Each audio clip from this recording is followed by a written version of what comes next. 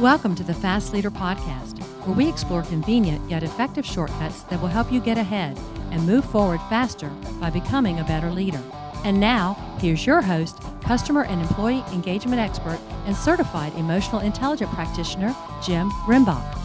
The number one thing that contributes to customer loyalty is emotions. So move onward and upward faster by gaining significantly deeper insight and understanding of your customer journey and personas with emotional intelligence. With your empathy mapping workshop, you'll learn how to evoke and influence the right customer emotions that generate improved customer loyalty and reduce your cost to operate. Get over your emotional hump now by going to empathymapping.com to learn more. Okay, Fast Leader Legion, today I'm excited because I have somebody on the show today that's going to help us with something that is just way too easy to neglect. Jenny Dempsey is a Southern California gal. She was born in Covina, right outside of Los Angeles, but did the majority of her growing up in a little country town, Norco. At 18, she left for college to attend San Diego State University to major in English. She had a brief stint living on the East Coast in Philadelphia and New York City, but returned back to California because that winter thing was pretty rough for her. Her family is small and dysfunctional, but whose family isn't, right? Her mom had an at-home rescue. Think exotic reptiles, emus, cows, chinchillas, and her father managed a successful campground for over 30 years. Her parents split up when she was in third grade. She has one younger, tougher, and much cooler sister, Jackie, who founded her own commercial cleaning business. Jenny is also the proud auntie of a one-year-old niece, Bailey Sue. That's quite Southern. Is that Southern California? From extra work on movies to TV to singing lead with a kids band program through the Fender Guitar Museum to being president of the Norco Junior Horsemen's Association, Jenny learned early on that through hard work, practice, and creativity, you really can do anything you set your mind to and don't have to stay within one limited box. Jenny's first job at 13 was babysitting during PTA meetings. It went on from there to a variety of positions: file clerk at a law office, selling chocolates, a barista, to call center support with a web hosting domain registrar, moving her way up the ladder as a customer service manager in telecom. She left to make the DMV a friendlier place as a customer care manager. Now she's social media and customer experience manager with Number Barn, where she uses her writing and customer service skills to help showcase the brand. Jenny is also the co-founder and regular contributor to CustomerServiceLife.com, customer service focused blog, which she writes with her former boss and board member of call center coach Jeremy Watkin, shining a light on her passion for health and wellness, as well as the continuation of helping people. She's currently in school to become an integrative nutrition health coach. She recently founded DempseyWellness.org with the focus to inspire a non-diet work-life balance approach with her clients. Whether it's cooking an organic, vegan, gluten-free meal for others to resolving an issue for a frustrated customer whose phone number doesn't work, Jenny wants to point out that nourishment comes in many forms, and we all have the opportunity every day to nourish ourselves as well as others. Jenny currently lives in sunny San Diego, California with her boyfriend and their two cats, Taquito and Chompers. Jenny Dempsey, are you ready to help us get over the hump? I am so ready. I'm glad you're here. Now, I've given our listeners a little bit about you, but can you tell us what your current passion is so that we can get to know you even better? Absolutely. Just as you mentioned earlier, one thing that is my current passion that is too easy to neglect, and this is wellness in the workplace. So when you say wellness, I mean, it could take on a lot of different forms, and I see people under that type of umbrella, which can be quite broad, talk about and focus on different things. So from your perspective, when you think about wellness, and especially for us, coming from the contact center environment, there's a lot of things that we can address as far as wellness is concerned. What's in your mind? Absolutely. Well, our typical idea of wellness is nutrition and eating all the good stuff and green stuff and exercising and making sure we're at the certain, weight on the scale. But there's so much more to it. So I'm taking a more holistic approach to it, a whole person. So every customer service agent sitting at their desk, what is going to make them be the best person that they're going to be that day? And it's more than just what they eat and how much they exercise. You bring up a really interesting point. I just had the opportunity this week to be at Customer Contact Week, and there was someone there from a United Way contact center in South Carolina. She was the president of the United Way, and she was talking about, actually I should say she showed a video and talked about, the types of callers that are calling it into our contact center. For me, I immediately started thinking about the agents who are having to help people all day long with some very unfortunate circumstances. And you start hearing about, people just going through some pains of life that, is just so hard to bear and endure that, they are seeking out and needing help. And one of the things that they do at the United Way in South Carolina, which is really cool, is there's so many different agencies that are out there, is they help people find those agencies and that assistance much faster than them trying to do it on their own, which is great. But I started thinking about those agents really all day long, hearing all of those things and trying to help people, that burden has just got to be huge on their mind. Yeah, absolutely. And then they carry that with them when they leave work. A lot of us, you can't just leave work at work, especially when you're dealing with the emotional aspect of it. You carry that with you, and then it becomes part of everything you do. And then if you don't have a way to express that, let's say the teams aren't talking about it, then it just builds up inside, and that can cause someone to be sick all the time. That can cause someone to have fatigue all the time. And they may think, oh my gosh, it's just because I'm not eating right. No, it's more than that. And so, yeah, that's a great point, Jim. Absolutely. So when you start talking about, effects of or symptoms that people start seeing, in regards to this holistic wellness, what are some of the common ones that, we may not be recognizing are really, symptoms, because it's, everybody else is having those problems too? Absolutely. And I would say one of the first ones is look at the agents that make it look like everything's perfect and they're so happy and doing great jobs and they're not talking to you about the problems. Those are the agents that it's quite possible that they want to have that perception that everything's great, and they're not going to tell you, and they're going to stuff all the feelings. And the reason I know that, because I've been there, I've done that, I've been that person. And that is where the problems come into play.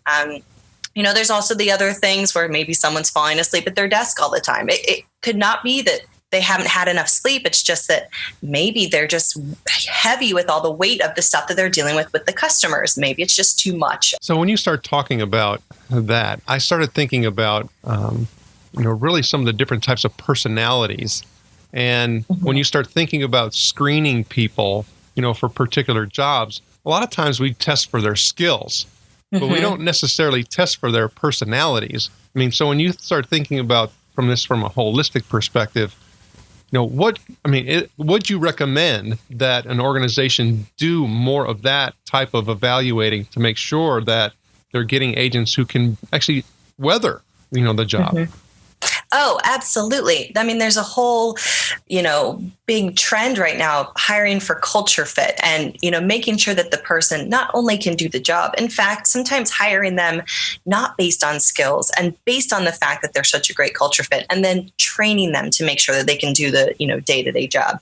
It's way more effective for the long run, less turnover than just hiring someone who's going to be great at actually doing the busy work of the job. So I just had the opportunity to look at Lori Bachman's report on 2018 priorities in the contact center, which was just released. And, one of the things that people are struggling with, which has been a chronic problem, and it's always a problem when we start having, times of economic, let's just say wellness, is that, we're having problems with turnover, and it's a major issue. So what you're saying is that if I do that additional set of screening, that, I may not be able to fill positions that I have vacant right now because I've put that extra filter in the process. So what would you tell a company about that?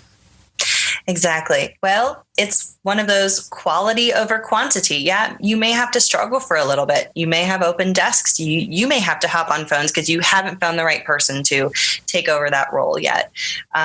But ultimately, in the long run, it will pay off. And if you're looking for a support system with your team that's going to surpass time and stay together and gosh, not have to deal with the turnover. Like, it's such a mess when people don't show up and they just, you're losing people left and right. This is going to help. It's not going to solve all the world's problems, but it's going to help with those basic things of just keeping people on your team. So if I start thinking about a particular, approach that you would take to an organization that says, hey, we want to, be more aware, mindful, go through a change process and implement more of these wellness types of, activities and mindset in our organization, how would they go about approaching that? All right. There are 5 core components that you're going to need to focus on. Number 1, hiring, onboarding, selecting the right people. Number 2, we got coaching with the team. peer enablement, feedback gathering, and organizational enablement. So we've already talked a little bit about hiring and onboarding. What I want to jump into is coaching with the team. This could look like something, whether it's a weekly coaching program with leadership, monthly, daily, whatever it looks like for your company, it has to stay consistent. Peer enablement, this is where it really, this is where the magic happens. Having your team be able to select accountability partners and work together. You know, they're in the trenches together. They're going to be able to get it. And more success comes out of those experiences than most other things. Feedback gathering. And what I mean by this is staying consistent and surveying the team at least a couple times a year. And this is simply because you're never going to know what you need unless you ask. And this survey doesn't have to necessarily be an email that you send out with a link to a form. This could be something that's collaborative, where everyone's sitting in a room together and talking about what could improve the call center. And then the end really just comes to organizational enablement. If you're going to do all this work, you might as well actually make these changes happen. And so with the leadership team having a system in place, giving a platform for that feedback to actually live, for it to be born and to become a part of the call center. Well, that's a good framework. I mean, because for me, I had the opportunity to interview Kendall Lyman, who's been a change consultant for many years, and he wrote a book about the most effective managers at change. And, he talks about that. A lot of people refer to change and they talk about top down and bottom up. And he says, but the fact is that the only way it works is when you have both.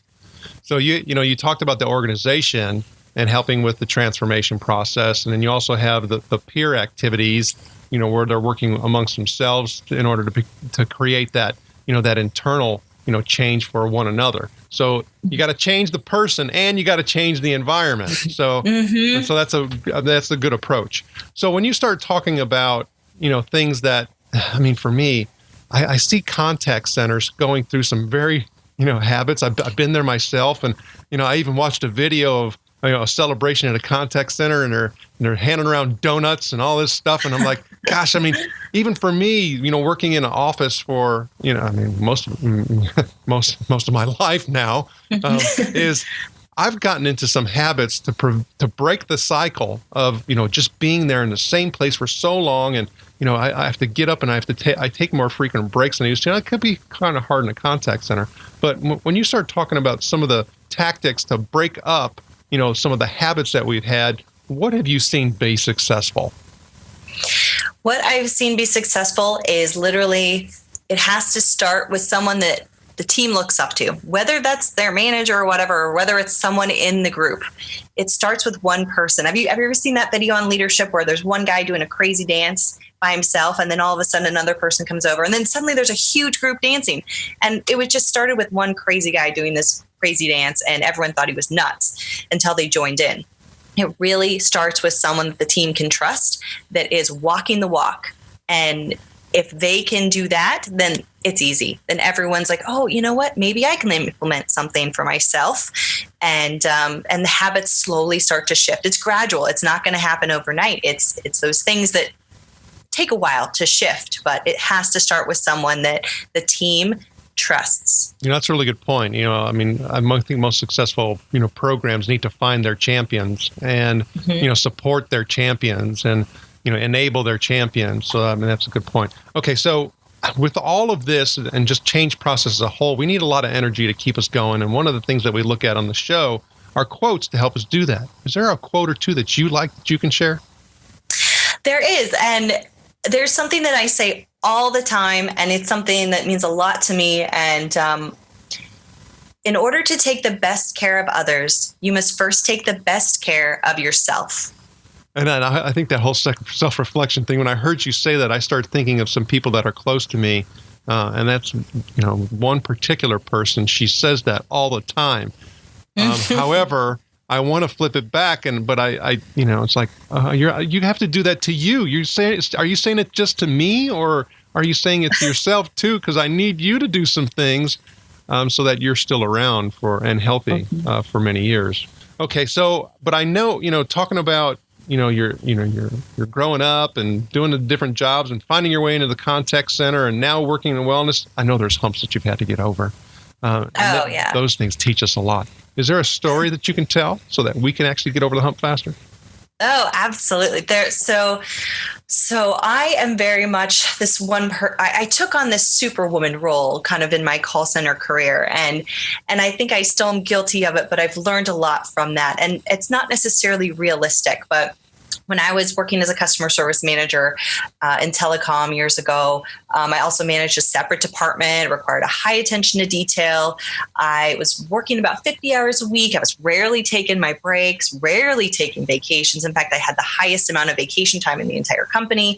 And I was kind of in that role where I was forcing a smile on my face, even when I was so burnt out. But I didn't acknowledge that I felt that way. I kept pushing through it. I was stuffing my feelings down to get through the day. That's kind of the customer service way. We have to be happy and positive. And then I'd leave work and I'd go home and work more because there was more to do. And when I was with my friends, all I talked about was work because that's all I ever did. And I loved my job. It's not that I didn't love it. I had a great job and I loved my team, but I knew that something was off. And one day it hit me. I had an anxiety attack right there at work in my office. My team was right around me. So, it was quite a moment of, I felt very ashamed, very embarrassed. I felt like I was weak. I tried to, shake it off by, hiding in the bathroom for a little bit, but nothing, you can't really shake something off like that. And you think you would learn from that moment. And then flash forward a couple years later, I'm working in a different role in another contact center role. And I had another anxiety attack. And, I was like, oh my gosh, this is happening again. What am I ignoring? What am I not saying or doing? And this time I had to push that superwoman pride down and to the side, and I had to get some help. And I did a lot of, internal work. I went to therapy. I saw a naturopathic doctor. I started working with my own health coach at that time. But then I also knew that there were some big things that I had to pay attention to, like maybe I needed to find a different job that was more aligned with my values. Because it's not just all about meditation and yoga and all of these types of things. So I had to make a big shift, and that was really hard because I had built up, my career so high. So shift, change my job, found a job that actually aligns with my values, and continue to make changes on a daily basis that are lifestyle changes as opposed to just something that's going to get me by till the next anxiety attack. So huge learnings through that. I don't know if anyone else can relate, Superman, Superwoman type role, but it's great until it's not great. I also know some people personally who kind of play that Superwoman role. And again, it comes to down to that self-reflection component. So, you went through it twice, and thanks for sharing a story, by the way, because it's hard to come and actually share something like that is, like you were saying, I felt weak. I was embarrassed. It takes time to get over that, to be able to share it. And there's other people who are going through it right now. I know I've had my stints and moments of that. And I try to keep myself out of it by doing some of the things that I was talking about, taking some of those breaks. And I try to take a, midday, exercise break to kind of clear my mind. And sometimes when I'm doing that exercise, I find my mind just running 100 miles an hour. It's like, whoa. I have to calm myself, bring myself down off the edge. So when you start talking about that second time when you went through and you started, getting some support, was it quite immediately? Did you come to that realization, or was there still another time span or period before you started saying, oh, I got it now? There was still another time period. It was less than the last time. It was, last time it probably was a couple years between that, but this maybe was a few months, simply because I just did not feel good. Like, anyone who's had anxiety attacks, it's mental, but it also takes such a physical part of you, fatigue and all of these other things, digestion issues. And I was like, this is not how I want to live my life. And so within a few months, I was starting to make some big shifts, and the shifts felt rather, challenging, but I knew that I had to do it. So it was, I don't want to say it was easy, but it was easy to make those shifts because I was in that mindset that I had to make the changes, if that makes sense. So if you're talking about one thing that was the biggest impact for you, as far as, I did this and I felt some immediate impact to me. What was it? The biggest thing was quitting my job and then not having a job. And I know that sounds crazy. And for someone who anxiety attacks, it's like, oh, what? No, you're wild. You're out of control. But it was the best. It was the hardest, most scariest thing I have done, but it was the best thing. And let alone I did not have a job for a month. So it was a very short period of time. I found one shortly after. But taking that month off when I had not taken breaks or vacations before was like, woo. But it woke me up because it was like, there is more out there and you can kind of mold things to be what you want them to be, but you have to really be in the right mindset. And that was the biggest wake up call that I had. And they were all my choices, totally my choices. That's interesting that you say that. I met some guy a couple of months ago who basically that's the way that he works. He does sabbaticals. And his sabbatical, and the way that he does it, he finds a job, intentionally tries to find one where he's only going to do it for like anywhere from a year to 2 years. And then he takes a couple months off and finds another job, and it's like, that's wow. So awesome. It's just become a lifestyle for him. So that's interesting to say that. So, yeah. All right. So you have a lot of things going on. We talked about, of course, the cats, and the boyfriend and the job. Yes. And and the wellness. But when you start looking at one thing that would be a goal, just one, what would it be? Mm-hmm. I want to really find a way to bridge the gap between customer service and wellness. I know that there's so many elements to it, and I really want to. My goal is to get a really solid structure around those two and how they're going to interact together, and how I can help participate in them interacting together. And the Fast Leader Legion wishes you the very best. Now, before we move on, let's get a quick word from our sponsor. Call Center Coach develops and unites the next generation of call center leaders. Through our e-learning and community, individuals gain knowledge and skills in the 6 core competencies that is the blueprint that develops high-performing call center leaders. Successful supervisors do not just happen. So go to callcentercoach.com to learn more about enrollment and download your copy of the Supervisor Success Path ebook now. All right, here we go, Fast Leader Legion. It's time for the Hump Day Hoedown. Okay, Jenny, the Hump Day Hoedown is the part of our show where you give us good insights fast. So I'm going to ask you several questions, and your job is to give us robust, yet rapid responses that are going to help us move onward and upward faster. Jenny, Dempsey, are you ready to hoe down? I'm so ready. Yeehaw. All right. So what do you think is holding you back from being an even better leader today? Imposter syndrome. I believe I'm sometimes inadequate. Ugh. What is the best leadership advice you have ever received? From my boss, former boss, Jeremy Walken. Customer service is just people helping people. What is one of your secrets that you believe contributes to your success? Being authentic, even if it means being slightly awkward. What do you feel is one of your best tools that helps you lead in business or life? Keeping and sticking to a schedule. I can't live without my Google Calendar. What would be one book that you'd recommend to our listeners? And it can be from any genre. Big Magic by Elizabeth Gilbert. Okay, Fast Leader listeners, you can find links to that and other bonus information from today's show by going to fastleader.net/Jenny Dempsey. Okay, Jenny, this is my last Hump Day Hoedown question. Imagine you were given the opportunity to go back to the age of 25. You've been given the opportunity to take the knowledge and skills that you have now back with you, but you can't take everything back. You can only choose one. So what skill or piece of knowledge would you take back with you, and why? Don't care so much what other people think about you and stop comparing, because people who actually want to be around you will love you for being authentic. And those are the people that you want in your life, in your tribe, surrounding yourself with them. And that's what's going to make the biggest difference and impact.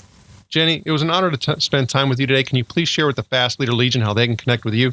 Absolutely. You can find me on Twitter at Jenny Sue Dempsey, or you can visit me over at customerservicelife.com or hop over to dempseywellness.org. Jenny Dempsey, thank you for sharing your knowledge and wisdom. The Fast Leader Legion honors you and thanks you for helping us get over the hump. Thank you for joining me on the Fast Leader Show today. For recaps, links from every show, special offers, and access to download and subscribe, if you haven't already, head on over to fastleader.net so we can help you move onward and upward faster.